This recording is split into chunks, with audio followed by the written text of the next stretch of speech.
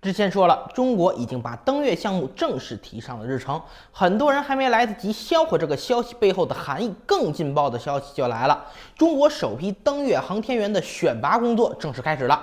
现在，中国正在筛选合适的航天工作人员，以确保在2030年的时候能顺利实现中国人首次登陆月球的目标。这时候就有人问了：中国不是有好几批预备航天员吗？为什么还要额外选拔新的航天员呢？原因很简单，登月航天员和空间站常驻航天员的选拔要求还是有些不同的。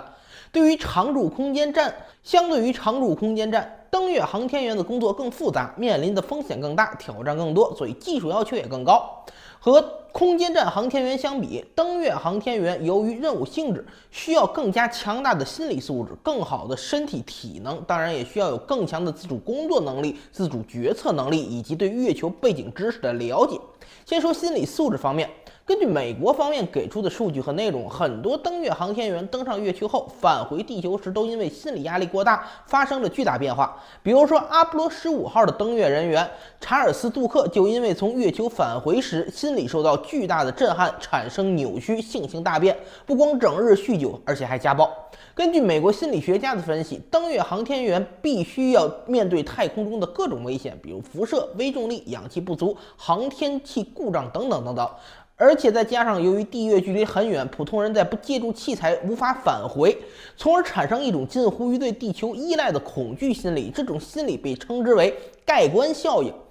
空间站航天员也不是说没有这种问题但总的来说，发生此类问题的概率是要低于月球航天员的。所以在选拔登月航天员时，我国把心理素质作为最重要的一条，也就是说，登月航天员必须要有比驻空间站航天员更强的心理素质才行。然后就是自主工作和自主决策能力需要航天员具备这种能力，主要还是因为距离。地月距离那可比空间站到地球的距离要远得多。空间站到地球的距离普遍也就400多公里，但地月距离足足有38万公里。目前我国的载人飞船和货运飞船从发射到和空间站对接只需要6小时左右的时间，而地月距离是地球到空间站距离的1000倍左右，再加上登月人员需要进入轨道、下降到月球表面活动，以及绕月飞行、做各种登陆准备等等时间加在一起，那所需的时间就更长了。找一个参考坐标的话，阿波罗11号载人登月来回用了8天，但我们肯定不可能只跟阿波罗11一样登上月球就算胜利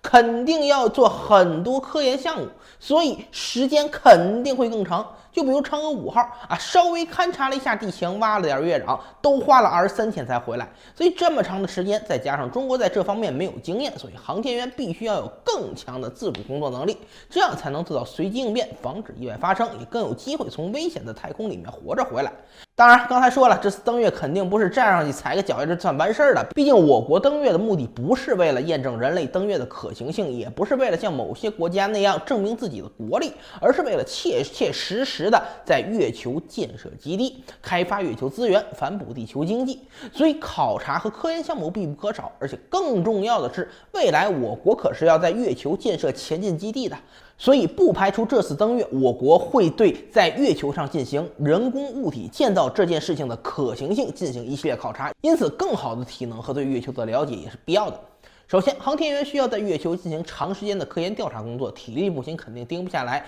毕竟月球的环境和登月飞船的环境那可不跟空间站一样舒适。其次就是对月球知识如果没有足够了解，很多科研工作难以顺利展开。如果说驻站航天员是万里挑一的人才，那么登月航天员就是从其他航天员里面百里挑一中的人才，金疙瘩中的金疙瘩，每个人都是中国乃至人类的无价之宝。目前针对航天员的训练基本上就是围绕心理素质、专业知识、月球知识以及个人体能4大项进行的。相信过不了几年，中国人就能看到中国自己的登月航天员粉墨登场了。